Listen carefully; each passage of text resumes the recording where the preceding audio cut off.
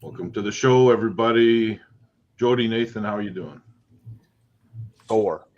Doing pretty good. I'm making handles, so I literally just got out of the gym about an hour ago. So before we go into anything, I want to tell you guys that in this video description is the link to buy Knuckles Up 5 with my discount code. So right at the top of that. Oh yeah. There, pick up the Knuckles Up. I'll do it. I'll buy it just because you're on it, Ryan. Thanks, buddy. I appreciate it.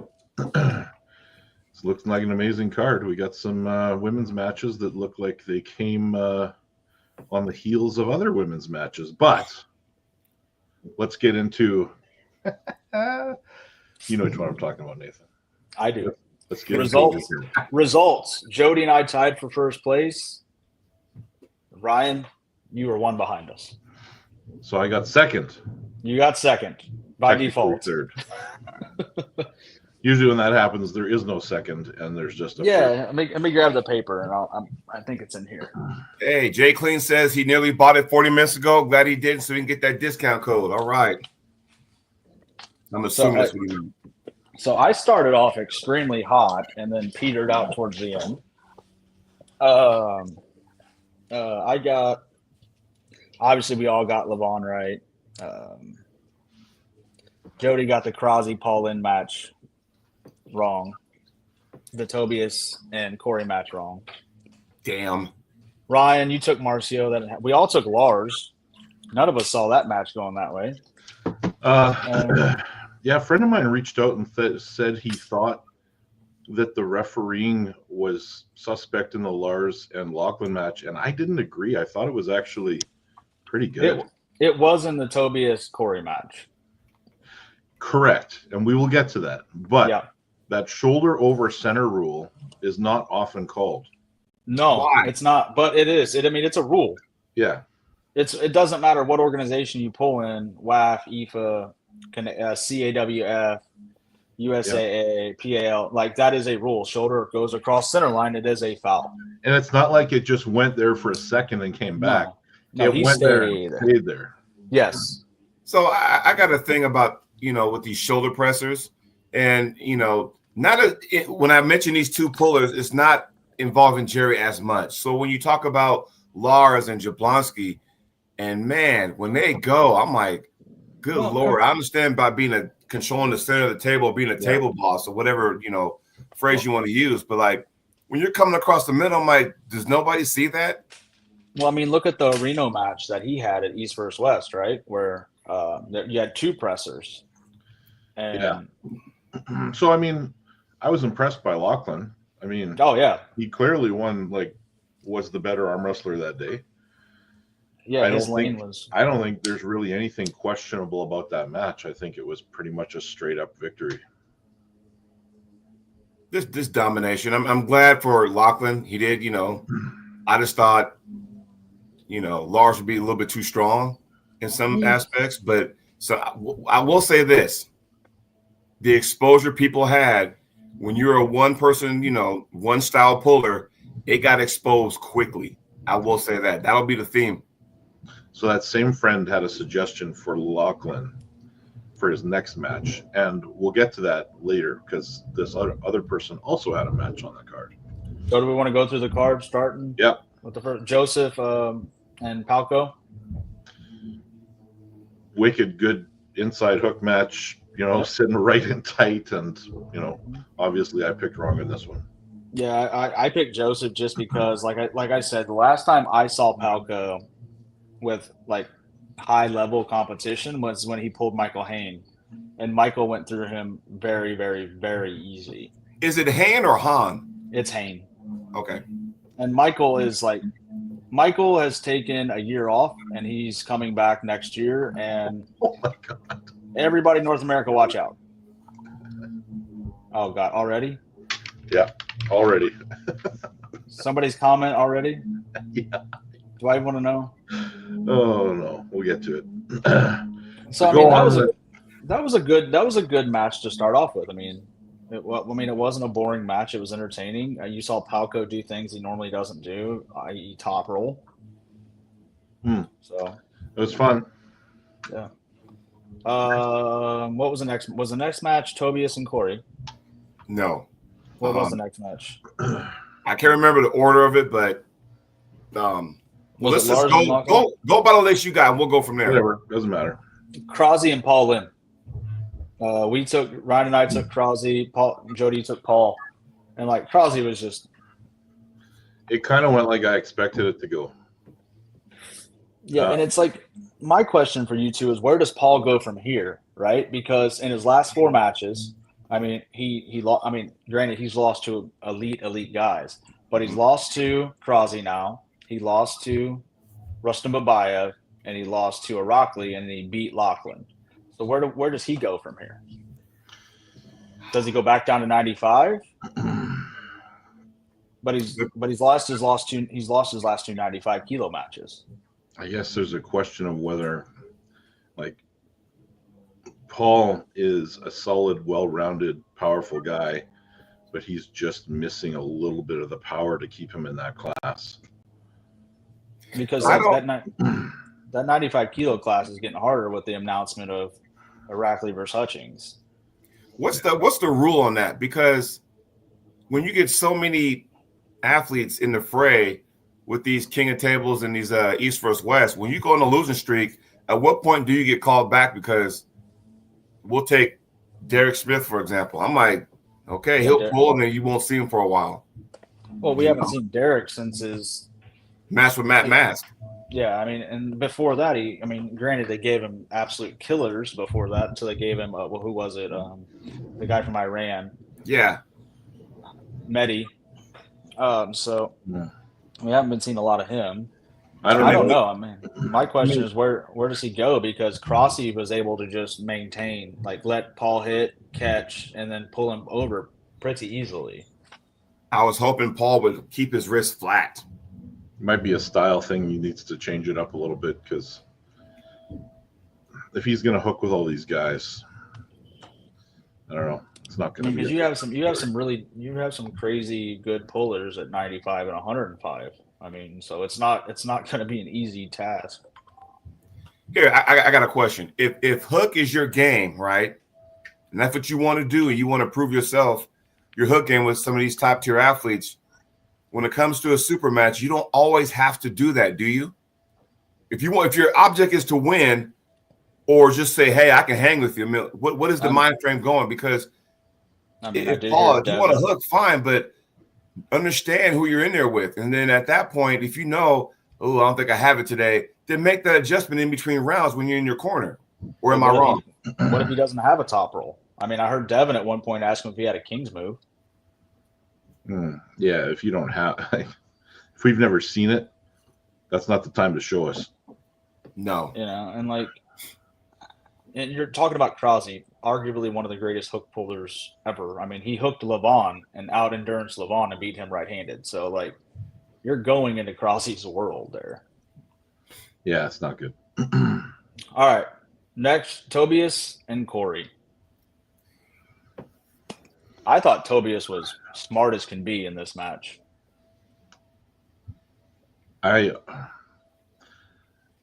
Bart Wood needs to learn how to apply a referee's grip.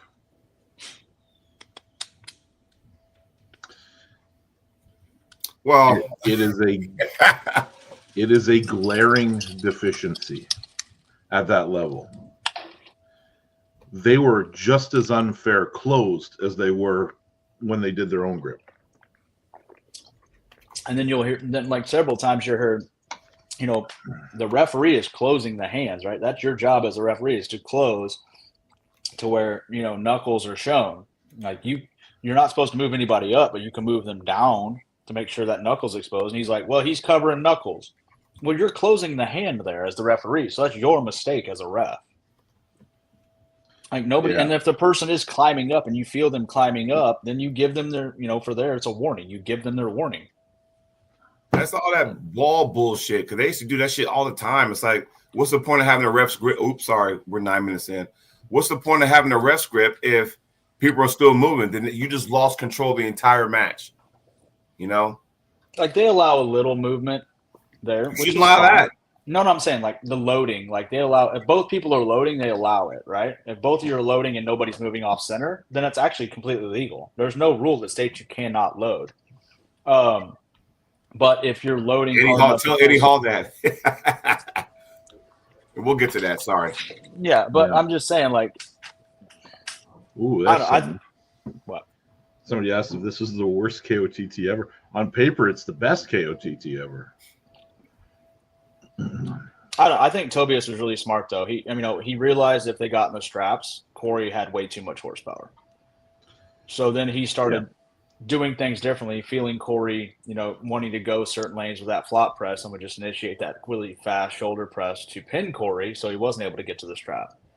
And then the way he would hit Cory off center and then roll to a top roll was extremely smart too. He wasn't trying to directly top roll or hook. He was just that fast bump off center to allow everything to open up. Yeah.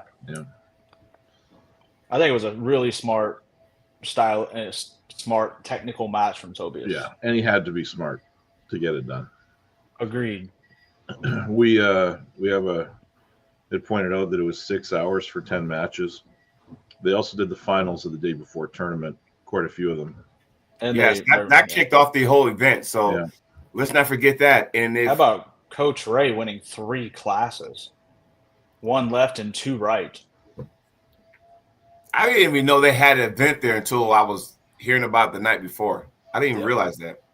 I mean, Coach Ray won the 98 left and right and won the 220 right. Yeah. That's impressive just to be able to endure that much. So hold on for a second. If GB, you're listening, 6 hours for 10 matches, I assure you, get your stopwatch out when you watch the MAC event, MAC 2. What they got, like 23 matches? I think 24, right? 20, yeah, something like that. So, yeah. Anyway, sorry, I thought I'd throw that out there. Go ahead. Was there anything else about the Tobias and Cory match that was shocking to you, Ryan? Not really. I mean, Cory's got the power that he was able to access it a few times. I think he's right in the mix. Oh yeah. I think the frustration really got to him up here. Yeah. Of the was it a false start or was it not? And when they did the replay, it seemed like Tobias was on point. So I mean, and you got a guy that's these 2 giant guys at the table, and one asks to see their thumb knuckle, and the ref says they can see it, but based on line of sight, it's almost impossible.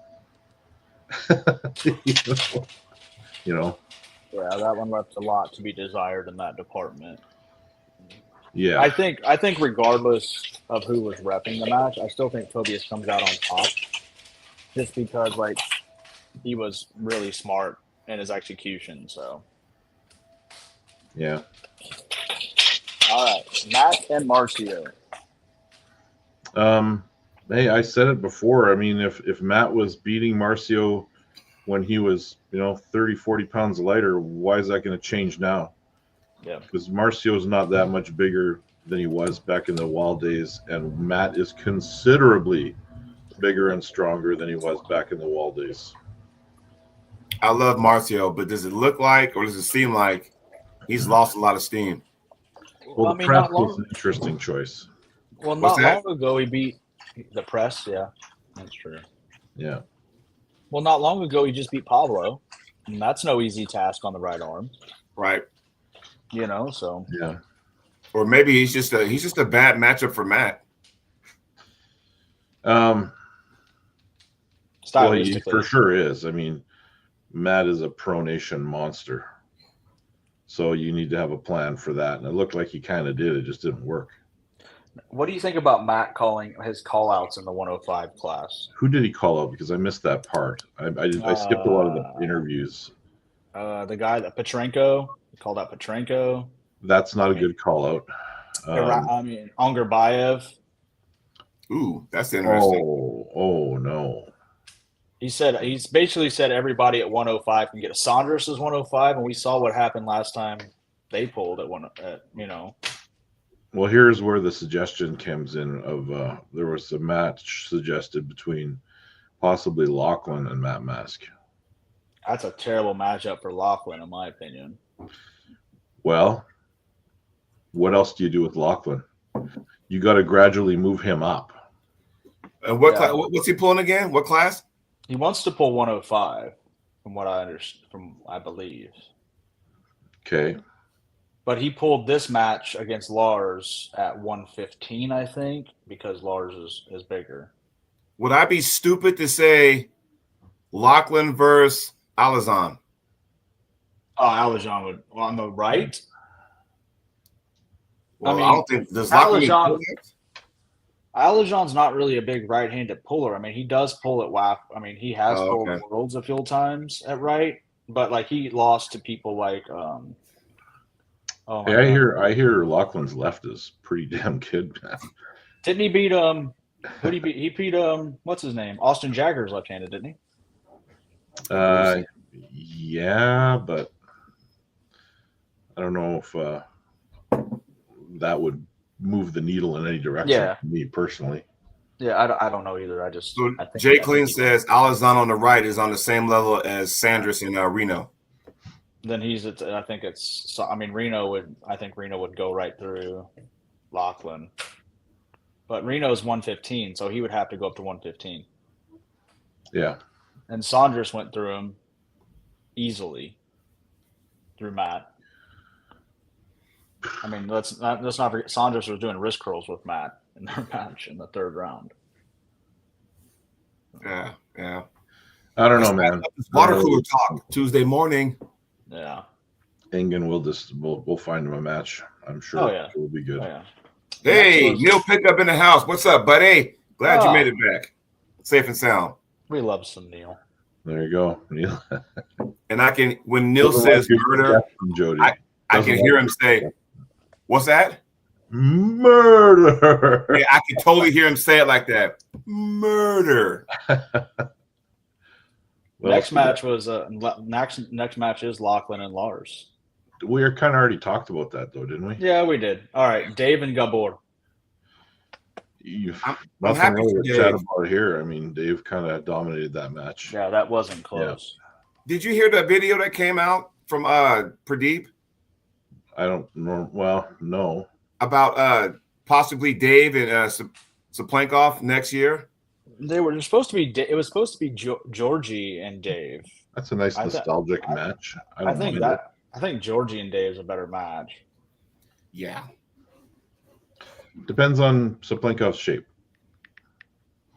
So I was like, I made a comment says, so they're just going to ignore the Dennis and Hermes match, and then I got a response from him via text message saying they both agreed that Hermes is too strong for Dennis. I'm like, oh, well then that would make sense. Well, at this current time, I think Georgie versus Dave is interesting because Georgie would. Well, there'd be no shenanigans. It would just be, yeah, it'd be a legit good match. Because when do we ever see Georgie really get top rolled? It's very few and far between that you see Georgie get top rolled. And Gabor, I don't know anything about him, but his demeanor. He won WAF this past year. He won the juniors and seniors. I know about his WAF win. His demeanor, though, just didn't really change ever in that match. I think after round one, he kind of knew, like, oh crap. I liked round 4 when Gabor said, "Give me the riser," and Dave said, "Well, hell, give me the riser too." That's funny. Yeah. So, all right. Joe Meek says Dave is a mystery right now. How good is he right now? He looks pretty good to me. I like the Georgie match though idea. So yeah, I do like the Georgie match. I think that's a great. You can see a match with Dave like that, and he could be, top 3. He could be 14th. We don't really gain any data. Like I said, I said last week on the show that nobody knows Dave's health but Dave. And so if Dave says, hey, I'm feeling pain-free, then, hey, I got to go with what the man says. So. Yeah. This is what Timmy Turner just said. Davis told me this personally. Didn't help his neck, but helped his everything else. Well, I know stem cells won't help your neck. I mean, your disc are little jelly-filled donuts. Once those things that once the good stuff blows out of them, there's nothing you can do except a repair, i.e. a surgery. I mean, I had the same issue, guys. Like, Like there's a reason, like you can find it. There's a reason my neck looks like that now. It's because I had the issue with the disc compressing the spinal cord like Dave does. Like You're if a you don't, cyborg. if you do not fix it, it doesn't heal. The only way to fix it is surgically. Well, there you have it, guys. So, No pickups comment. Read that up, somebody. I'll pull it up here. He's talking about, poor Brian Shaw just standing there getting called a bitch over and over again. what do you think I think in the straps he was the better puller that day. I don't think the straps favored Brian at all. No. So, yeah. I think do you want to talk about that match now then or what? No, I mean, that's the co-main. We still got Rustom and Saunders. Oh, God. That was so one-sided. That was a bit of a, yeah. Well, you got a long guy with a tight, compact guy with loads of power. And Rustom, is it just me or was Rustom more explosive than normal? Because when we watched him with Paul Lynn, like he was always catching in a defensive, but with Saunders, he was super explosive and offensive and getting Saunders on the B side. Do you think it was a style aspect of it? Or he says like, hey, I know my mistake now. I won't make that same mistake again. I don't know. I think it was his game plan. He executed the game plan perfectly. I mean, you say compact. I mean, that guy never broke this pose right here. Peg and stayed there. And then, and it's hard to catch somebody. They're already compact. So if you're an inside puller, you're starting like this, it's pretty hard to get them out. And once Rock winning like that, it's hard to bring that back up to center and then still have enough juice to finish it off. Doesn't Rustom, correct me if I'm wrong, doesn't Rustom have more world titles than any other male athlete? I mean, it would be reasonable to believe that. I don't know if it's 100% true or not. I think from the male standpoint, it's Rustom. The female is Gabby, I think, right? Yeah, I'm pretty sure. So, I mean, Rustom's just, he's arguably the greatest hook puller of all time, and the only other people you could really throw into that category are like Haji Zoloev and, Have we seen Saunders do really well against really good compact hook pullers? We haven't seen him against one in a while. You know what I mean? So we've seen him at his all-time when we thought like he's a monster. Yeah. It's been against other top rollers. Yes. Yeah. I mean, he's been struggling with his top roll on the right for a while now. His left seems to be more connected with it. So I don't know. But hats off to Rustom to do that to Saunders. There's not many people on the planet that would do that to Saunders. So no, that's true. Neil's saying is we'll get to that. We'll keep this comment for when we get to that match. We should just give Neil the link and have Neil come on. Please send it to him. Especially for these last three matches. Yeah, can we do that? Can we get some bonus coverage?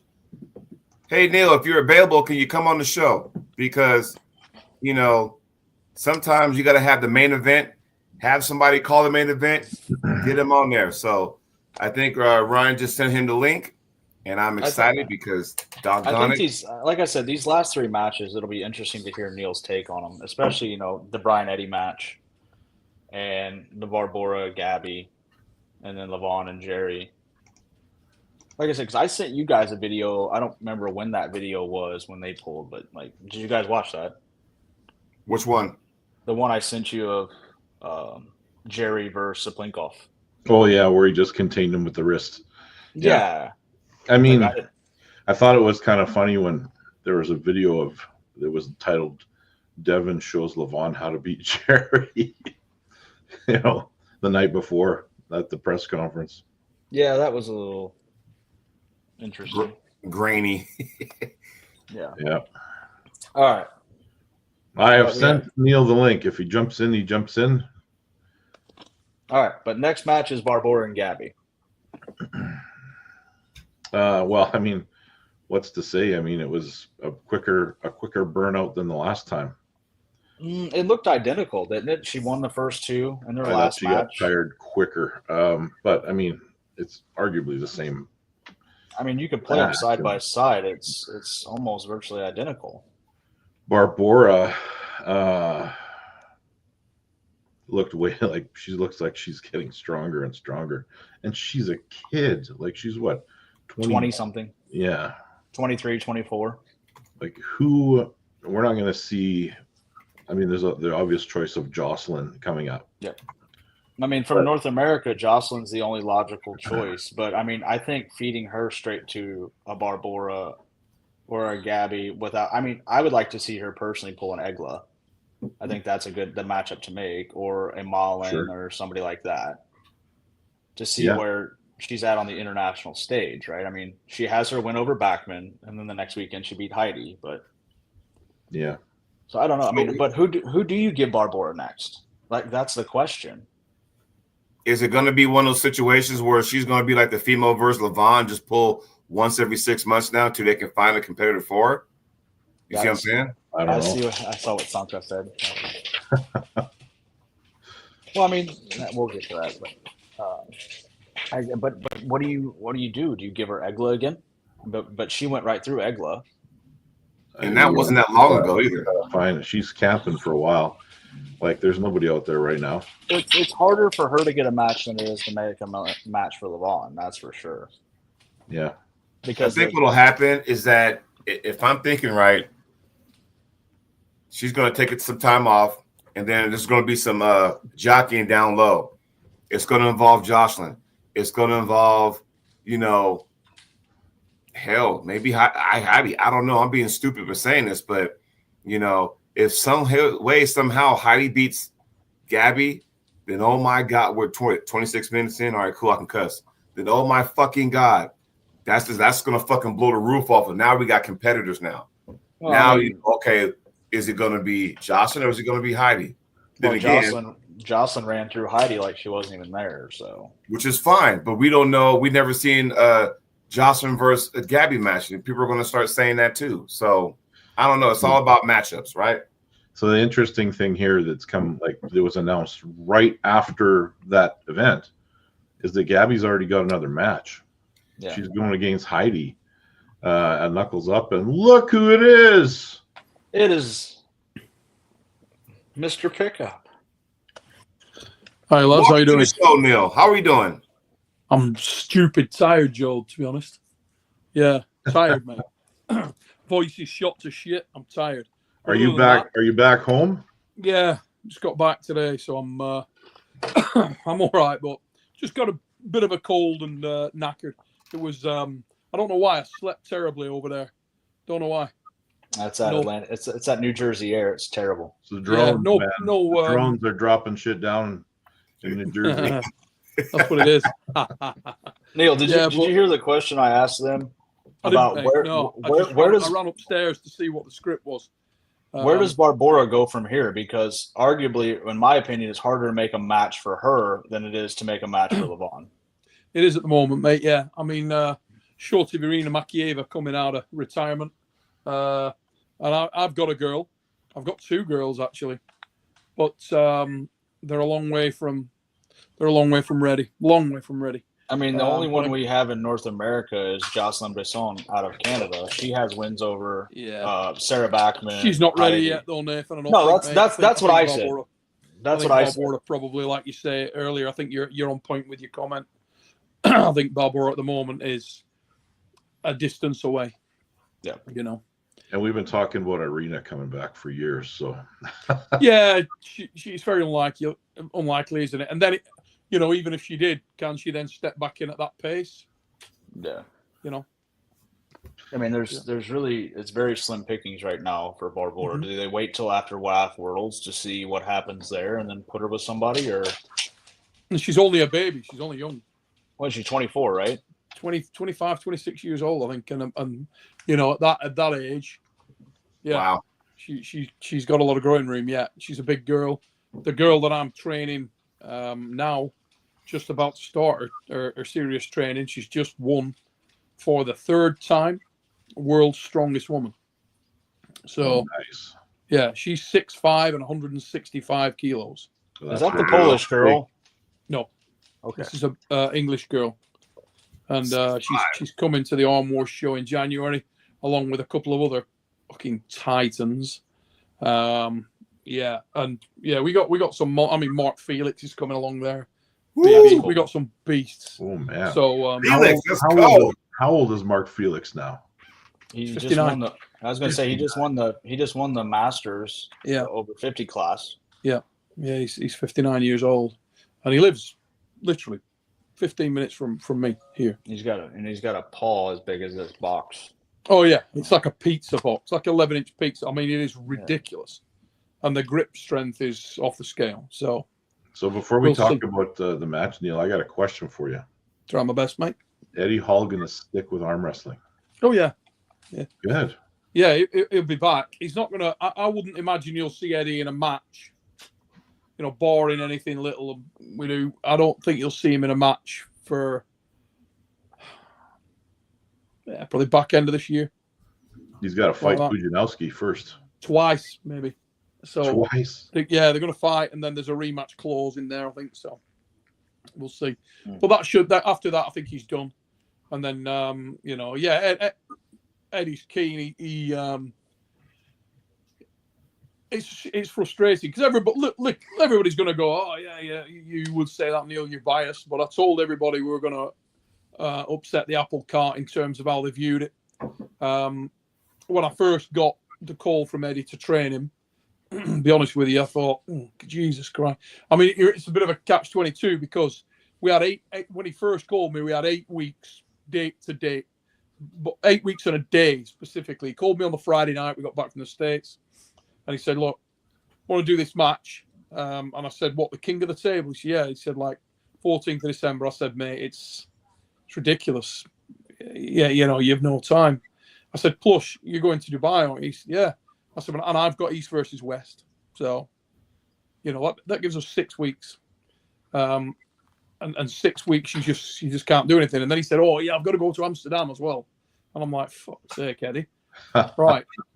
So, anyway, he was back the end of that week, though. He only was 4 days over there with Rico Van Koosen. So he came back, and that was the first week. We went as hard as we could, but the guy was training for the fight. So one of the biggest obstacles we had was he was coming into training through no fault of his own, beat to shit. I mean, badly beaten up. His legs black and blue, stomach black and blue. I was actually concerned about taking, because he was full sparring, so he was taking heavy kicks to the arms, and that is not good. I know he's densely muscled, but it's not good. It increased the risk of injury significantly. He was grappling hard. He's getting arm locked, shoulder bar, all sorts of stuff. And he was coming in there and unable sometimes to work nowhere near his maximum capacity because he was in a lot of pain. The first week we got there, he had a badly damaged wrist. We kept, my plan was, it can all come out now, it doesn't matter anyway, but the plan was not to train him specifically for Brian Shaw. It was to train my friend to arm wrestle. Simple as that. Okay. So all I did. Just went there and thought, I'm going to train you to arm wrestle. And so we worked like he was a puppy, like he was a novice, and just absolute movement drills. We have, the wrist ball, wrist max handle. Mm-hmm. So we worked him extensively, did that on him every morning, every night to get endurance in his hand and wrist, because we figured, particularly with Devon working with Brian and so on, there'd be a lot of fuckery on the starts and trying to get away with shit. So we were trying to get to a situation where we negate that. And my plan, the benefit that I did have was, obviously, as Ryan will know, I used to pull many weight classes when I was weighing 176 and 87s, and I'd go up to super. So I'm very familiar with pulling big guys, I'd find myself across the table from the likes of Jerry Caderet and, Goodridge and a lot of big lads. So you have to, I had a lot of experience with that. So our plan was to totally negate Brian's hand, go super deep and just bypass it. So basically put Eddie's hand on Brian's chest at all times, grip here. Jody knows what I'm going about there. Yeah. Deep. Mm-hmm. Get right into him, negate the hand and make it about arm. We had 4 lanes really. that Eddie was good in. He could do any of those 4. The primary one we wanted really would be the press. But when we got to that's the difference. When we got to the place, the bloody table specification was bigger than we had been advised. As for the specs, Don had really sent me the specs. Specs were wrong. The gap in the center of the table was an inch bigger. And we did some mock grip ups, and Eddie felt very uncomfortable. Felt like you were a long way comparatively with where we've been. So that was sort of out the window. So we went to the last 3 plans, which all involved going through Brian's arm, very orthodox, but move the arm. All of the ways we'd prepared were around strap.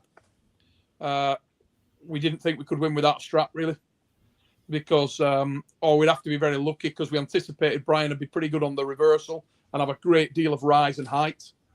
And in my experience, and as we saw with the Gabby and Barbora match, when you blast through someone and you've got a much smaller hand, much shorter arm, the base of the arc, you're going to lose a little bit of hand and wrist. That's going to become fatiguing. And also you're not going to get the full power down. So our plan was strap 100% and ideally ref's grip, again, to negate the whole potential of Devon-style fuckery on the setup. So, which he's very good at. I didn't worry about Brian being anywhere near as proficient as that, but I thought he might have some problems because Eddie's lack of experience and ability would level it out, so he'd probably be feeling a similar thing to what anybody would when they're pulling Dev. So, I still believe Eddie could have won. I agree. 100%. I think the plan he executed very, very well. I mean, let's cut Eddie a break. He trained for 6 weeks. You know what I mean? Yeah. No, it's no shame. Like he made a show of it for sure. Yeah, it's funny because afterwards, Ryan, I said, shit, I'm screaming I lost my voice more from shouting Fred, screaming, let go, remember, fucking let go, get in the strap. I'm screaming, let him go. He got his hand. He had his fucking hand, and he's talking shit to him. And I'm like, just drop him. You've got to get. This is what we wanted. Get out of there. And we drilled. If you ever get to that position, fuck out of there. Tie him. Blast his arm. You're going to get him. Our whole thing, blast his arm, blast through his arm with the strap. And your momentum, we trained him to pull with the wrist broke back. Kind of like a flop roll, shitload of back pressure for that specific purpose. If he could keep his wrist closed, tremendous. But in the event of him not keeping his wrist closed, still keep that back pressure. Hold on to your pronator super hard. Hold on to your rise, knuckles to the roof, and just keep that back pressure. Dude, the man, when he got in that position, did it flawlessly. For a guy that's been at arm wrestling for, 6 weeks, 8 sessions, an hour and a half long, I can't fault the lad. Thought Eddie did brilliant. And when I asked him, he said, oh, mate, he was gutted afterwards. He said, he watched it back, and he said, oh, God, he was apologising to me, James, Rob. He's like, lads, I'm so sorry I took the game plan. He's like, I got too carried away. He said, I was just enjoying talking shit to him. He talked a lot of shit to Dev, too. You're a bitch. You're a bitch. Yeah. Calling Devin a frog. At one point he called Devin a frog-eyed bastard. I lost it at that point. Yeah, it's quite a character, isn't he? So, but Ryan go ahead, Nathan. I was going to say Ryan and I made the argument why we both picked Eddie was because he had you training him instead of we made the argument that you had never really had the physical gifts, height, length, hand size, lever length that a Devin has had throughout his career, right? So you had to learn to overcome everything and become a better proficient arm wrestler in doing that. Whereas Devin, he can teach you what he does based upon what his physical gifts are. Right. So that's why, Ryan and I both lean towards Eddie because we're like, man, just watching, you're like, shit, Eddie's moving so well. Whereas Brian's still very clunky. Yeah, I literally couldn't agree any more with exactly what you just said. I do think that's a thing. I know we lost the match, but I still believe that it is not close in terms of arm wrestling ability. And Dev feels the same. I spoke to Dev straight after the match, and pretty much every other professional arm wrestler in the room. Watching what Devon came over to me backstage, right? We're backstage and Ed's warming up. Dev walks over and he went, fuck me. I said, what? He said, I've just watched Eddie warming up. He said, oh, shit. He said, this is going to be close, isn't it? And I went, oh, dude, he's going to win. I'm like, believe me, Eddie's going to fucking blast him. You watch. And I was in. I'm like, it's on now. And we had reverse psychology thing. We even down to the USA. We planned it all so that we planned to. We figured we'd get the big partisan crowd, and the big thing there would be pressure on the refs. Because it's hard, isn't it? You got the entire room, USA. Oh, USA. Yeah, it's great. Even Eddie was yelling it. Well, that was your plan. We said, right. Yeah, come out. It. I'm gonna, we tried it at the press conference a little bit, but there weren't many there. So the day after, when we come out, I said, right, I'll give you the mic, you address them, and you ask them to say USA, because the enemy said, I want you guys all to shout USA. They're like, fuck, I ain't doing it if he's asked for it. So we had a load of reverse psychology going, the whole, hashtag Eddie's got no chance, the fact that we had a priest on our team, all that shit. So we had all kinds of stuff worked out to try to, goddamn, we were writing songs, stupid stuff, just to get in Brian's head. I did a thing, probably most arm wrestlers haven't seen it, but I did a thing on Brian Shaw's channel when me and Devon went on. And I figured I'd get on there and Devon would just talk over me and shout me down and stuff. So I thought, well, I'm going in here, I'm going to do exactly the same back. I'm just going to talk shit. And everything, I'm going to try and tell the truth and remain objective on every point. But if they just jump on me, Brian and Dev, I'm just going to go back the same way, while maintaining what I believe the facts are. And I'd love to watch it back. I might actually if I get a chance. But I pretty much went down like I thought it was going to go down. I said I had Eddie as the underdog, 5-1-ish. But I believed it would be a far closer match than people felt. I did believe that Eddie would forget a significant amount of what he was trained, and so would Brian. And they did, but they both did really well. They both retained more than I thought they would, truth be known. And, let's give congratulations to Brian. Man was under massive pressure, created by myself, really, and by Eddie's reverse psychology thing. We were on him, and he was under that pressure. Everybody figured Brian was going to win, or 90% of the people. All the guys at the show were coming up when we got there. I'm saying, "Get on, Neil," and Brian was massive. He was like 192 kilos with abs. The dude was fucking Brian's massive. I've known these lads for 20 years from Strongman. It's difficult. Because I haven't got a problem with Brian Shaw. I love the dude. He's a good lad. Absolute competitor. Fascinating bloke.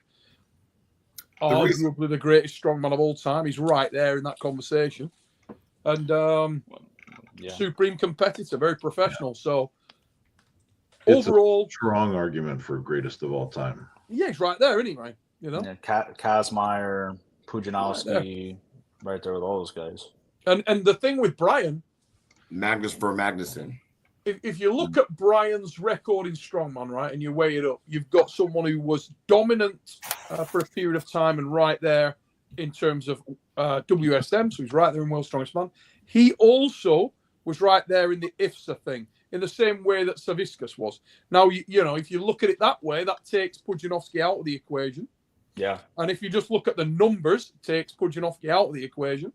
If you look at volume and magnitude of wins and where they've won, you put every big strongman event in the world, in the prime period of Brian.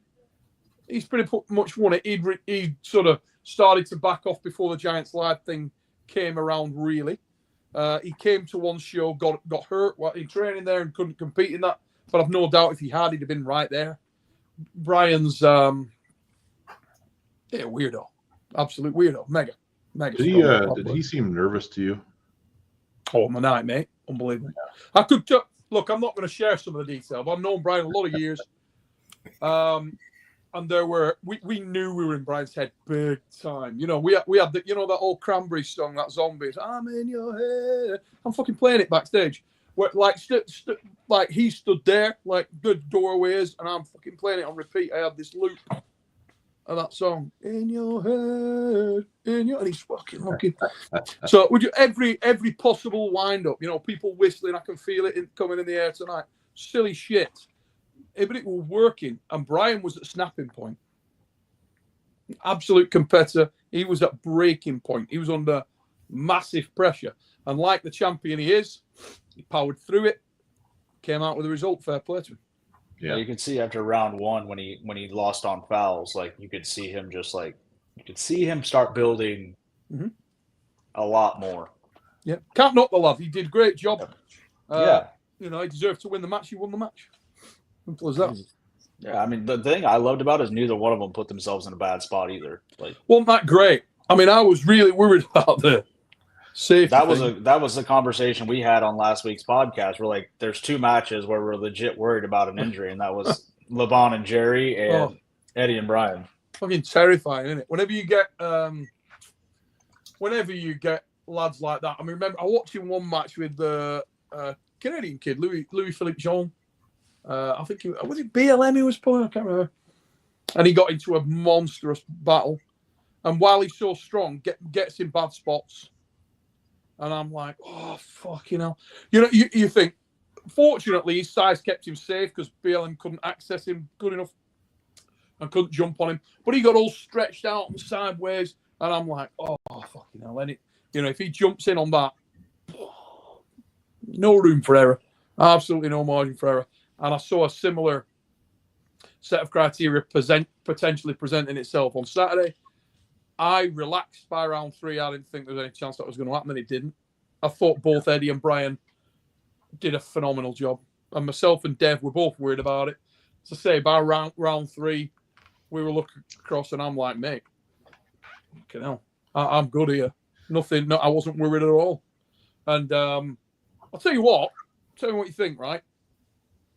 How many of you would have thought that the match of the night, and again, I might be biased, but for me, match of the night, like not close for excitement, and would have been the strongman match? Before I even watched it, I had people telling me that it was the best match of the night. I watched it all the next day. Yeah. It was the most exciting match, in my opinion. I mean, with all the matches, like you said on paper, this should be an awesome card. And then once you watch it, the most exciting one was the other co-main event. I'm just being honest. Yeah, and you wouldn't have expected that. It's kind of like you got the names, you got the following, and all that stuff. I get it, right? But if you come in and the match is poor, no real, even if it's a result, but it's both like it looks awkward and they just win either way. This wasn't what we saw. We saw a fucking absolute death match where both lads. I've seen guys. I've read comments and I've heard stuff, and people saying, "Oh, it wasn't a super serious match," and it was. I'm like, what? Oh, they took that. Yeah, Brian. Holy shit! If anything, I would say that Brian took that match like very seriously. Very seriously indeed. He was ready to rip our head off backstage. 5 minutes when we were taking the piss backstage, dude was, we were pushing hard. But you've got to respect that this is one of the biggest, most powerful lads on earth ever. And I had my trainers on. I left the fucking car running. You know what I mean? I was like, that bastard starts running, I'm off. I'm telling you, he was getting pissed. After the what was it, the pin in round 3 and the straps, I was like, oh god, is he gonna hit Eddie with that left while they're tied together? Because he was livid. Fuming. Is Kerry, Brian's wife, who she's ride or die. Absolutely. I mean, every credit to her, stand by your man and all that. She is ride or die. And Kerry was in. She was committed, trying to get over the fucking seat. So Eddie wins a pin, talks shit, says something about Brian's mum. Kerry's up, coming on the seat. Fuck you, Eddie. Fuck you. Absolutely. She applauded his eyes out of his head. I'm telling you that it was on. And then afterwards, we go for a steak dinner. You know how it is. I mean, and I think Eddie said, everything. I mean, I know they're really good friends, like they are, and like Eddie showed so much respect for Brian, like after the match and everything. So like, and I mean, you've got to have, haven't you? I mean, the lad, what Brian's done nothing wrong. Brian's been fed all this stuff about, you're going to be the Levan Slayer and all this. And you know what? Maybe he is. You know, we will see. What all my thing with the, you know, the overrated song and all the bullshit and all like that, and the Imagine song and everything we're trying to do was just part piss take, part reality check. I was taking the piss and trying to build the pressure, but also trying to remind people, yeah, whoa, pump the fucking brakes. This is the guy's first ever match. Let's not be silly. You know, you've been around arm wrestling long enough, lads, to know somebody comes in, they may be astronomically strong. Yep. And yet, you know, you go in with a pro puller, yeah, good luck. I mean, they were talking about putting Brian with Daniel for cop check, and I'm like, please don't do that. Please do not. Daniel would absolutely batter him, hurt him. It's just not fair. You know, it's like if anybody from our sport went to Brian's gym and tried a deadlift session, Brian'd still be warming up when your back's in 3 pieces. I mean, it's just not fair. Different thing. I do have a question for you. Oh, go ahead, Ryan. Sorry. What does Brian do next? What do you think he is? Eddie, we know what Eddie's got. He's got some stuff going on. Yeah. But I know what I'd do. Brian gonna do? I know what I'd do. My advice to Brian was get your head down and work on your movement dynamics. He was very impressed with Eddie's movement. And he was like, oh, did you get him moving so well in that time? I said, we train differently. It's not just about heavy weights and handles and all this stuff. The handles we're using for what I call brush your teeth, which some of the guys who've known me for a long time will know what to do there. So we'll build up massive volume every morning, every night with light weights for endurance in your hand and wrist. But arm wrestling, the arm wrestling training was table work. It's table. I mean, all the stuff came out about the guided strap, which made me laugh a lot, actually, because, you know, how do I say this without sounding like a dick? But there's a lot of vacuous opinions in arm wrestling, right? So you get a lot of people that are new fans. And listen, I'm not knocking them. I love these guys. I love that we got new fans. I love that we got these guys coming into arm wrestling. It's awesome. But because you are a very good arm wrestler and have been in the sport a while doesn't necessarily suddenly make you God. And it doesn't necessarily make you the most, especially when you're talking up a match.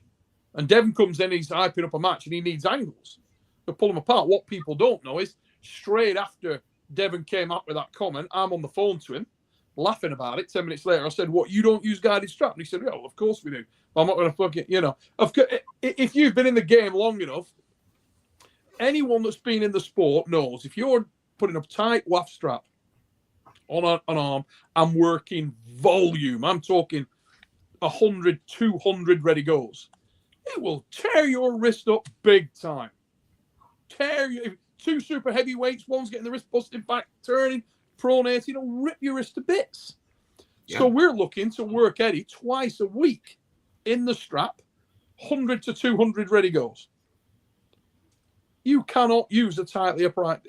Now, everybody who's a new guy's coming in, they're like, oh, you're not applying the strap right, guy. No, because Devin said so. And I'm like, oh, man. That was going to be my question. Like Ryan, you hit it. Like, where does Brian go next? But like, my thing is, like, no disrespect to Devin, but like, who does Brian need to get with that's going to help him be a better arm wrestler? Like arm wrestler, like Brian Shaw. You've got to be fair to Devin, right? Because Devin had 2 sessions of 4 days, small amount of time, and Dev was working with Brian. This is precisely what I wasn't buying into, Nathan. You know, people are saying, oh, yeah, Devin's over there training with Brian. And I'm like, yeah, well, good luck, because you got 4 or 5 days, and Brian's brand new. And how much volume can you put through that guy? I'd actually prefer to be me. Yeah. Where I've got 6 weeks, guy lives 2 hours from my home. I can drive down there twice a week. Well, that was my into him under that was my point. That was my point I was getting at. It's like Devin can't make that commute as frequently as Eddie was making with you. So who in North America, like you have a Bob Brown, but who else in North America can you put Brian with to learn movement and dynamics and, you know, the art of arm wrestling? You know, there will be to cap the point I was saying earlier. you get all this stuff and everybody's getting into arguments and getting into fights, and I love everybody that's fighting my corner on it. Thank you very much for your support, guys. And the truth of the thing is, to me, that I believe that coaching is a very personal thing. I think certain athletes respond well to certain coaches, certain styles of coaching. I have the benefit also that myself and Eddie are close friends outside of arm wrestling, outside of strongman, we're just mates. So that helps a little bit as well, you know, because you've already got sort of a bond there and you're into your flow, into your running. And there's a degree of trust there. I mean, if I was going training one of my two sons for any strength discipline, I know where I'm going. You know what I mean? So you know, I think coaching is a very personal thing. I think that myself and Eddie work well together in that respect, and he responds to my style of coaching. My style of coaching is very much about technical arm wrestling. As you guys said, that was always my thing. I was always a natural athlete. I was not the biggest. I was not the strongest. I believe I was technically the best. Only thing I had going for me, so I had to be real sharp at that, and I think I was good at that. I think Devon's an excellent arm wrestler. I think he's a unique arm wrestler. I think he's also an arm wrestler that's had to evolve through injury, through age, through all sorts of things. But in no way am I a believer that Devon Larratt is not a good coach. In no way am I a believer that Devon doesn't understand arm wrestling. I think Devon understands arm wrestling as well as anyone, really. He gets a lot of, like I can. Devon can learn some stuff. Devon's sought me out for advice on things. I would do the same to him as I would to anyone on this call and other guys around the sport for a long period of time. If you need to sharpen things up. I mean, for example, if I came back into competitive pulling now, first thing I'd do is go out and get the shit kicked out of me for a few years. If I could do it, you know, but it didn't hurt me, I'd just go out and get run over, get myself back sharp, you know. I mean, I heard you give that advice to Auden. So. Yeah, I heard you say that to Auden. Like, don't be afraid of what you said. Told Auden, don't chase wins, chase losses, because you're going to learn more from the losses than you are the wins. Remember, I used to talk to Ryan Bowen a lot about that, but you know, he turned it into a storyline. Like I said, I wasn't saying Devon's not a good coach. I'm just saying, like, it's hard for him to make that commute every, you know what I mean? For him to have access to somebody, ready access, you know what I mean? Somebody locally to him, not far from Colorado. I mean, you know, he's got guys working with him there. That, you know, DeRay was working with him. Chris Kaufman's working with him. I believe Luke's working with him. Pulcher, you know, all lovely guys. They'll all have different styles. In the same way that I was saying earlier, Brian has to sort of try and find or refine that, filter it down to guys that are able to give him what he needs. The difficulty he's got is he doesn't really know what that is. Same situation. I'd love to work with Brian a little bit and set him a program. I'd even work with him, set him a program, and then speak to the arm wrestlers that are with him and say, follow this. This is what you should be doing with him. There are guys that I rate very, very highly. Again, it's an access thing, isn't it? Yeah, that's what I was getting down to. It's like having access to somebody that has like a really good mind for different things on like how to let Brian pull like Brian, not make Brian pull like somebody else. Correct. And I do believe there's a huge amount of stuff in that. Brian's point one-on-one for me would be get the guy moving, right? Forget power. He's got more power than he needs. It's about getting the dude's running a V12, a V8. He needs to get the rubber on the road. That's what he needs. Because there's nobody in our. There's maybe two people that you could equate his size to, like height wise, build wise. Like height wise, you look at Vitali. That's the only person similar in height, and the person height wise, build wise, the only one we really have is a Kurdacha. Like and Alex. See, the curse of a lot of these really big guys is the fear factor, isn't it? Because a lot of technical arm wrestlers. There's a lot of insecurity in fight sports generally, in combat sport and in strength sport. Because all, you know, guys in there, all alphas, aren't they? Everybody's the fucking guy. So you come in and you walk into the room, the big guy walks into the room who's just clearly bigger and stronger than everybody else. Yeah, and a lot of people fear that guy. So it's like, well, I'll show him some stuff, but do I show him that much? And he already starts to get results over 90% of people because of the fact he's so big and awkward and powerful. So people don't want to show that guy how to arm wrestle weak. And that guy never feels like he needs to because he runs over most people.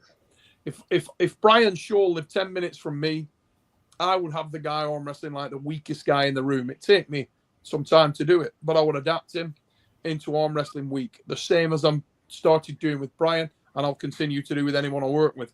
Arm wrestling weak, when you are in fact strong, is the way to arm wrestle.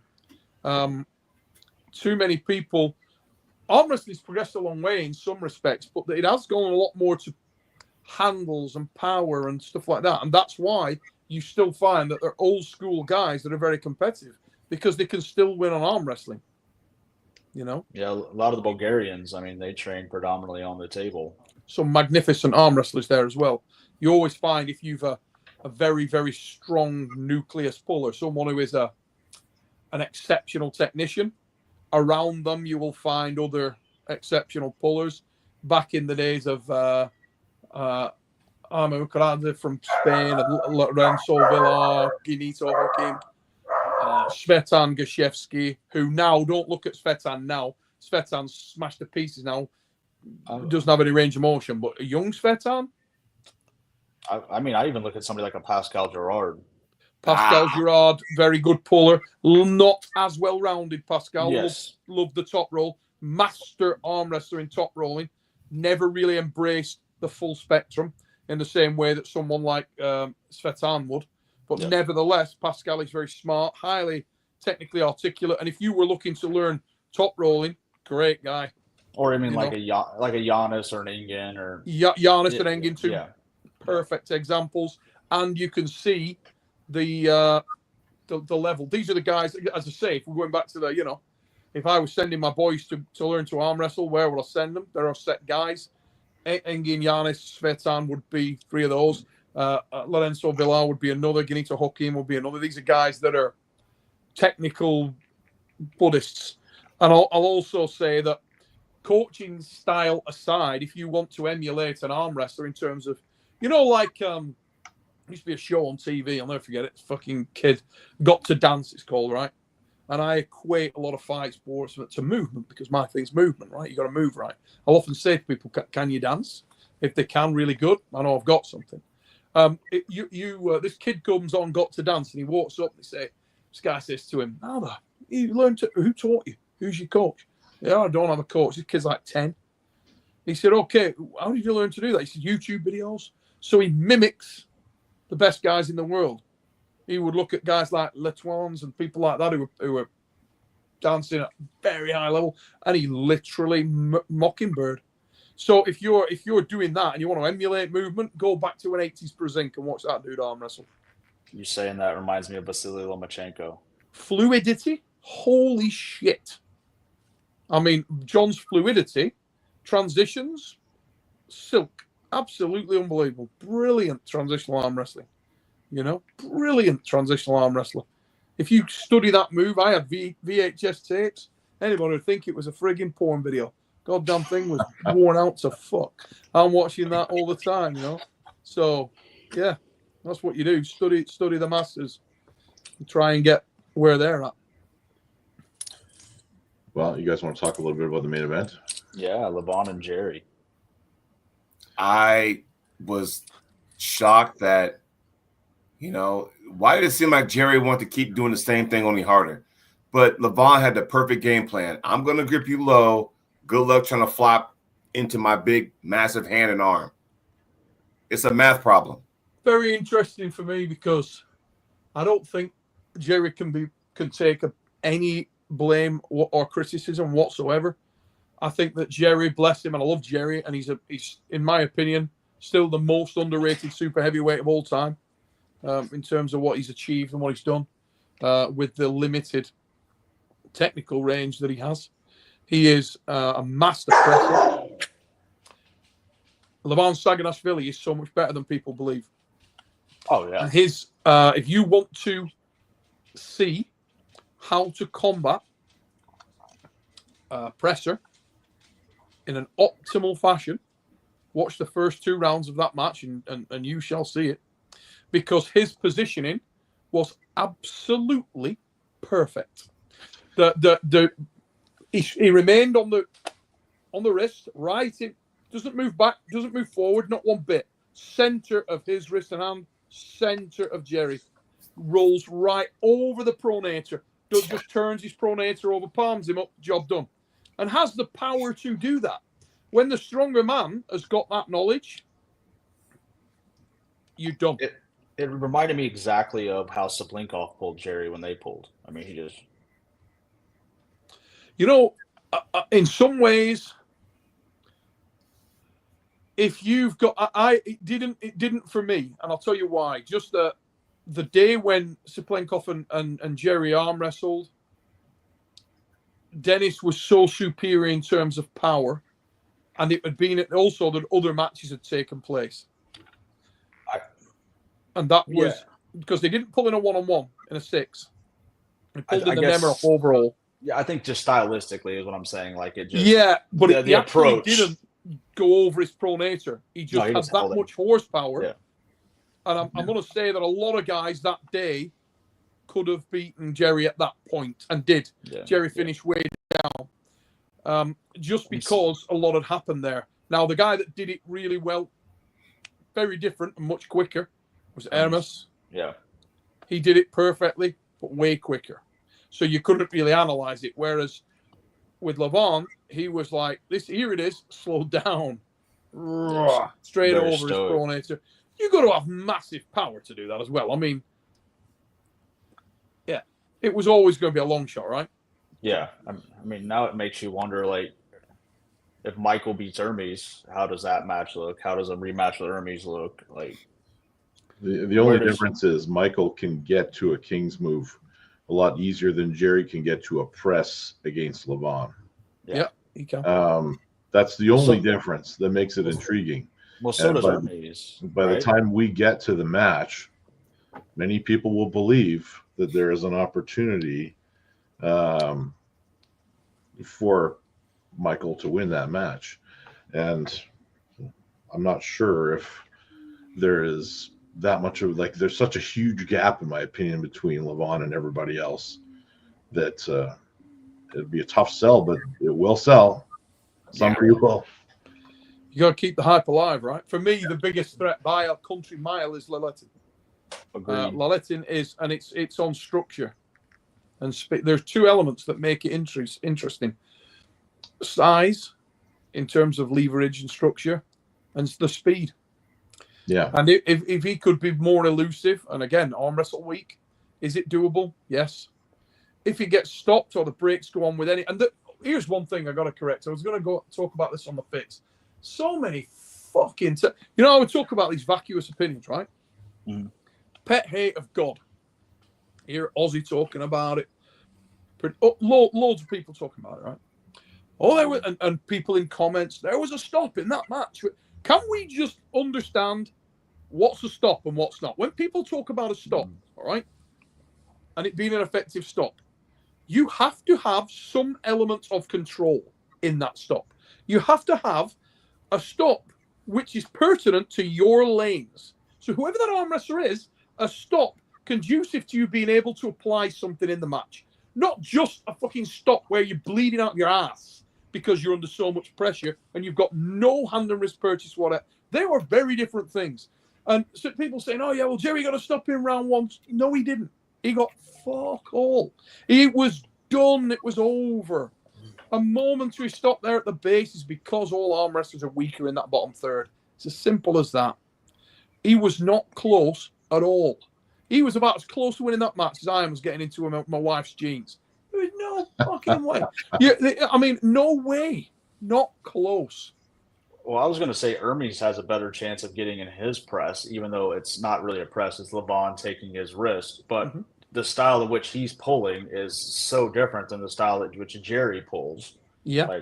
And if you look, Dave, he went into a flop roll, defensive flop roll, and he managed to back pressure his way into the match and then transition from there.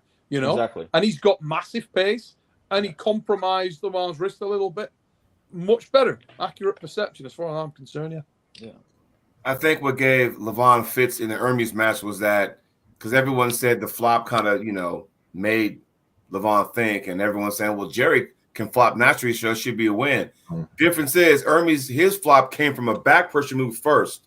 Correct. Where Jerry went straight here. He has no back load. So, of course, it made that lane easier for Levan just to kind of roll over him, whereas Hermes went back first, kind of straightened his wrist, kind of got it confiscated for a second, and then kind of went this way. So it made really Levan kind of sweat a little bit. And I think that was the difference between the two if you want to talk about it's night and day difference, the style of which they both approach things. So yeah.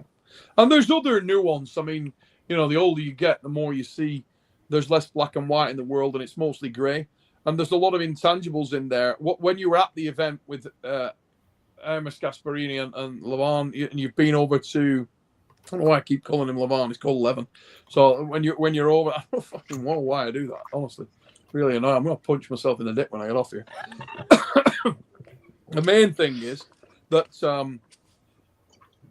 in Dubai, you walk outside and you're a big heavy man. You're weighing 187 kilos and you go for a walk to the mall, you may die. I mean, it is criminally hot. It's like Arizona. Yeah, when you're in Atlantic City. Cool, no problems for Levan. Not a problem. He's walking around. He's good, I think Levan was at a healthier weight. I think that Jerry, the whole weight loss thing, I think is great for Jerry because if he'd have come in bigger, it wouldn't have made a goddamn bit of difference in that. I can tell you right now, not a bit of difference. 20% stronger, no difference. The Vitali match intrigues me more because when we saw Vitali and Levan the first time, Vitali was not near the size he is now. He's not as committed as he is now. Correct. Like they're totally different humans at this point, but so is Levan. I'm on the same page, Nathan. It's the most intriguing match. It's the one where variables may have changed enough to make it a match. Those variables being mostly around Vitali rather than Levan, to be honest, because Levan was big when they first met, huge. I think he's like 187 when they first met, and Levan moves amazing. He moves so well. That dude can pull. People think the other thing I will point out about Levan is that his read on matches is really good. He's got a very, very strong match IQ. The dude can see technique. The dude can understand movement dynamic. He's really high. That's what makes him such a puller. Myself and a couple of lads were talking about this the other night after the match. Obviously, Jerry's devastated. I went over to Jerry and said, mate, keep your head up because nothing you could have done tonight. It's not about you in a way. You can't, I'd say the same to anybody that went in there and had that done to him. You can only do what you can do. And if the guy just completely decimates your style of arm wrestling, who hasn't been there? Let's be honest. I've been there. I've got into matches with, most notably with John. I remember John's like the fairest arm wrestler in the history of fucking fair arm wrestlers, right? And you get up there and I'm trying to get away with so I'm like the fucking hooded claw, trying to get away with all kinds of shit. And I think Joel Blick's the ref, and we're setting up, and John's outweighing me by about 10 kilos, and I feel like I am stupid strong, and I have a real shot. So I'm trying to go about an inch inside John's load and just slingshot the shit out of him because I'd had good results with him in that way in the past. But I've done it a couple of times, and John's wised up to it, and he comes in, and he's just changed the game upon me. And I have never been so starkly aware of the fact that I was categorically fucked. I'm like in the setup, and Joel Blick goes, "Okay, ready?" And I'm like, "Whoa, no, whoa, what the fuck are you doing?" And Joel Blick's like, "What's wrong, Neil?" And I look at the match. I had a similar thing with Cobra Rhodes once. But I'm looking at the match, and I'm like, fucking, I couldn't see a goddamn thing wrong, like nothing. It was like I was arm wrestling the Virgin Mary. It couldn't have been more fair. And I still felt like I was doomed. And that's when not today, Boris. You are doomed. Yeah. And I feel like that was what Jerry had. So whatever he came in with, forget it. Saturday night, no. I know a couple people pulled Lupkeys that were the same way. It's like, he's so fair, but there's just nothing you can do. No. Did you ever pull Richard? Holy shit. Richard was a horrific man to arm. I have never pulled Richard, but I trained with Robbie Burnett, and he's pulled Richard. And he's like, it's just dumb. He goes, there's nothing you can do. Despicable man to pull. Hey, Ryan, you pulled Richard. Why don't you tell us how that felt? Richard, I've pulled Richard a lot. He's like wrestling with a fence post. Tank, isn't he? And he's fair. Like, he'll just, Yeah, super straight, super fair. Boom, there you go, have that.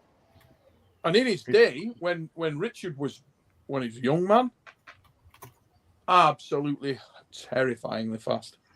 Yeah. Terrifyingly fast. Yeah. I remember when he beat Robbie, flashman Robbie, and then goes, "Are you okay?" Yeah.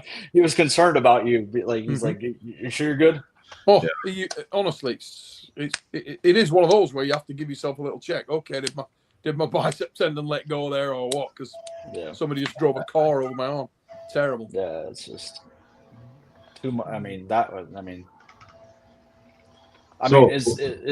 ahead, Ryan. Sorry. Oh no, I'm gonna jump around a little bit because we got to talk a little bit about this MAC card.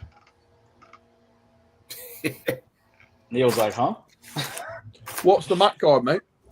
Ian Carnegie's league. That's Ian Carnegie's promotion. Okay. Ian was there at weekend. It's coming up weekend. It's got let's see. 30 something super matches. Oh. They do very similar to wall style grip and everything. Is that single table? Yeah. Single table, yeah. It's that different table the dimensions. Set up is if you're even basically close to fair, the ref says go. Like, how many rounds? I think they're best of 3 and best of 5. Okay. Yeah. So the main card, there's 22 matches on the main card. I mean, you've got some interesting ones. Earl Wilson's in there. Evan Burgoyne's pulling Mike Gould left-handed. Mike's no joke. That's a hard match for Evan. Yeah, I feel like Evan's a big underdog there, to be honest. Yeah. Danielle Evenson versus Michelle Dugan. Mm-hmm. Brandon Alcessor versus Jamie Stake in left hand. And he's pulling Terry and left-handed. Right-handed, sorry. Doug Allen versus Jason Constantini, left hand.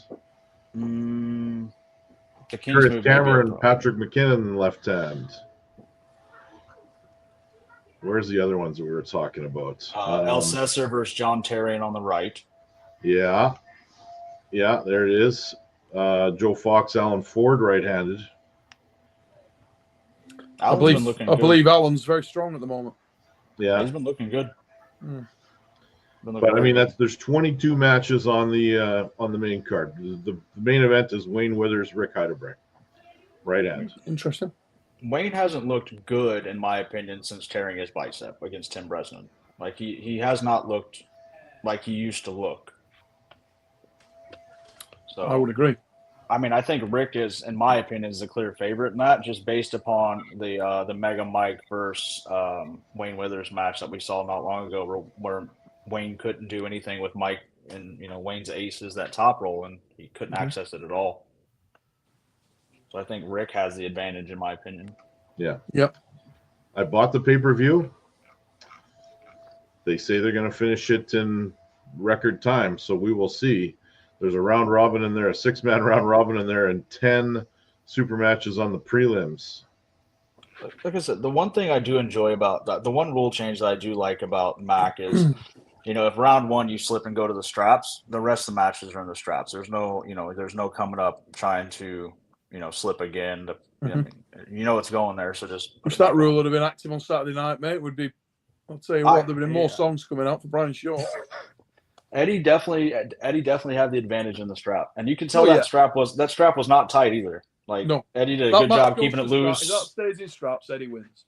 Yeah, and I'm sure you worked with Eddie on keeping that strap loose as well. We wanted strap loose. We had him gapping really good. Should have all been in straps. That was the plan. Gutted.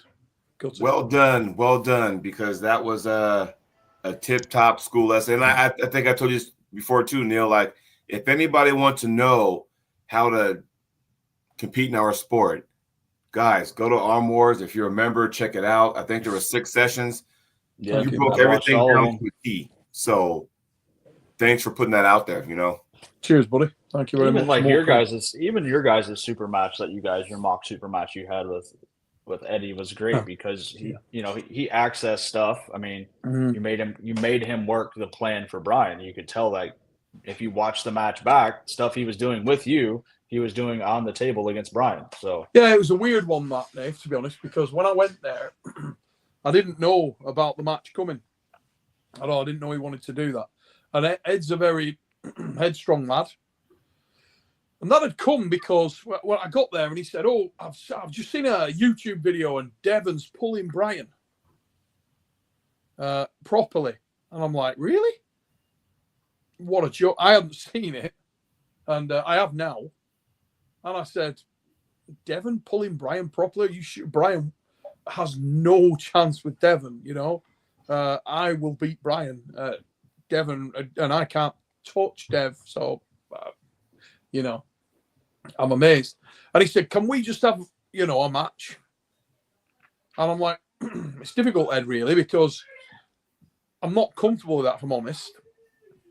Because if I hit you, I'll beat you. And also, I might hurt you. And if I don't, and I just let you run over me, I've got a knackered wrist and I'm going to be in agony for hours. And we've come here to train. Right. So he's like, yeah. Ed's like, "Oh, you fucking pussy. Come on." And having a bit of banter. He call you a bitch? Oh, a little bit. So I said, "Right, look," I said, "what we'll do is I'll go at it the first pin and see how that feels. And then from there, if it's all right," I said, "I'm just going to take some painkillers. Give me 20 minutes and we'll do it. I'll take these painkillers. They kick in and we'll do it." He said, "Right." I said, "If I get you the first pin, though, what about after that? I set you some hurdles. So I hit you to a spot, because Brian's going to be nothing like me. Might be way stronger, but he's definitely way bigger, way higher. So I'll set you some challenges and see what you can recall from the training." And that's what we did, really. The first pin, I hit him a little, and obviously it's easy, but because he's not defending that speed, he didn't have to use nothing. And then after that, I said, "Right, you're not going to see that from Brian, so why don't I come into your arm? I'll go flat wrist, and you see if you can work from there." And I did, and he could, and he did. And I said to him, I paused a little and said, "Okay, is there anything you can do with your elbow?" And poof, elbow comes forward, and he instinctually climbs. And these are things that, as a coach, that's what you're looking for. What's he retained? Can he remember that if it stops, he's got to shoot his elbow forward? Now, if we're in a situation where he'd have a lot more time, and he's doing that naturally, and he's fluid, and he's getting his power down, that's very different. If I train Eddie for 6 months a year, I imagine I wouldn't be able to touch him. That's my honest opinion. I don't think I get near him. So it's just time, really. And I think with Brian, in my opinion, when Brian starts to find his lanes and get comfortable, get body comfortable, oh my God.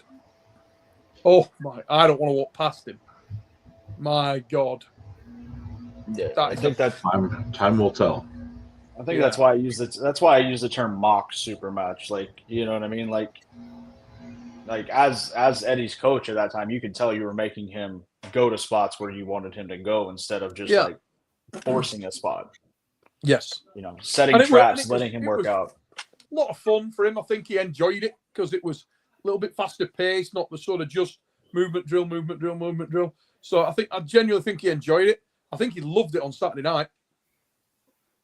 Yeah. Even though he lost, I've always been a believer. I don't know what you lads think, but I've always been a believer that win, lose, or draw, arm wrestling is most fun when you're in a battle. Yeah. Yeah. You'd rather be in a battle than get a win easy. Right? You want one of those Jody Williams, James Wall lefty matches. That's what you want. That's we've been saying Jody. They need to have a super match about that. What a match! That needs to happen, right? Hey Neil, you like? Oh, what is this? Oh, it's a brick. Brick. Yes, dude. I thought you looked excellent in that match, Jody. And you look bigger. Oh, you like 242s now. You pulling? Yes. I think you suit that weight, mate. Joe, do you get that super match? I want to be in your corner for that one. Giving good advice. You look solid, thick. Really thank solid. you much. Question: you have an event coming up soon. Aside from the next Arm Wars, do you ever foresee yourself coming back to the States, like maybe Vegas?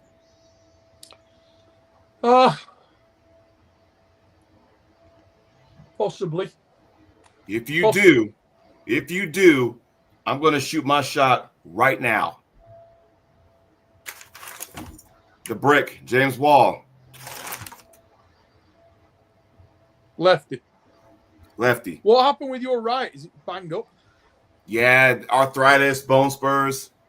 There's a particular Canadian I want to pull, but I don't think I'm going to get to pull him when I go up to Toronto this time. Who's that? Kashadze. Oh, Alex. Oh, right, Alex Hiley. He's good. Because I'm going to Worlds this year at 75 kilos. So, yeah. And I know he competes at 75. I thought he was 176. Yeah, but I think I think he can get 75. Can he? Yeah. Okay. I definitely want to meet him on the table. I think it's interesting. Yeah. Yeah, you picked a tough one. He's solid. Well, I mean, if you're not picking tough ones, what are you doing? Honestly. Fair play to you. Yeah, absolutely. Absolutely, yeah. Koshadze is good. How's your arms, Ryan? Healing up. I did I pulled a tournament with my right a week ago. Thanks, David. I appreciate it. So it's coming along. The first match I had, I pressed a guy, and I was like, "What the hell did I do that for?" But after the tricep, yeah. And from then on out, I just kind of sat back and top rolled everybody. Feel good though. Felt okay. It felt okay enough that I'm going to try to pull the Arnold's finals with the right arm. Okay, good for you. Is that like first week of March? Yeah, February 28th, we have to be down there. Yeah. So, see what happens. I'm glad to hear you're coming around, mate. It's never no good when you get those bad injuries. Yeah. Yeah. Well, that right arm's banged up. Like I had the injury versus Kurdecha, and then I got the injury versus Robbie. Yeah, I didn't like that injury versus Robbie because I could hear it. Yep. I haven't seen Robbie pull him for a while. Robbie just he'll be back beginning of next year. He was in a match with Wallace Dilly and had him about that far from the pad. Wallace was in a full Kings. Robbie surged and his bicep tendon let go a little bit. But Robbie is back stronger than I've seen him in a long, long, long time. Good for him. Pass on my regards when you see him. I mean, the only person that beat him when they had an event here in Texas was Corey West. I mean, he ran through everybody else, and then in the finals, he was running through everybody. And to my opinion, the only person would have beat him that day would have been Corey again. So,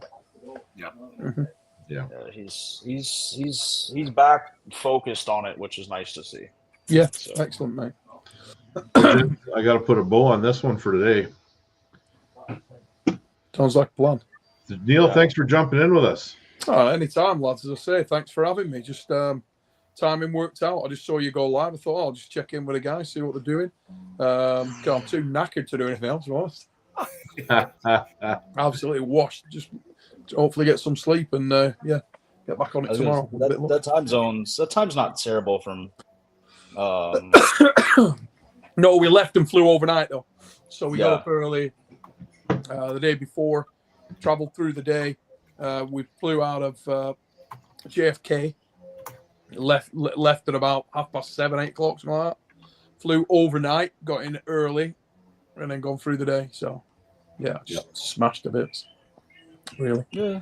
I was going to say, what is it, about 9 hours? What would it be? 5 hours? 5 hours. That's it. That's not 5 terrible. hours, I think. I think it's 5 hours for the East Coast. I think it's 8 hours west. No. Yeah. That'll be fun. All right. Thanks, guys. Cheers, guys. Take it easy. All the best. If I don't speak to you before, lads, have a lovely Christmas and New Year. All the best to you and your families. You too, everyone. Take care, everybody. We'll talk to y'all soon. Take it easy. Bye-bye.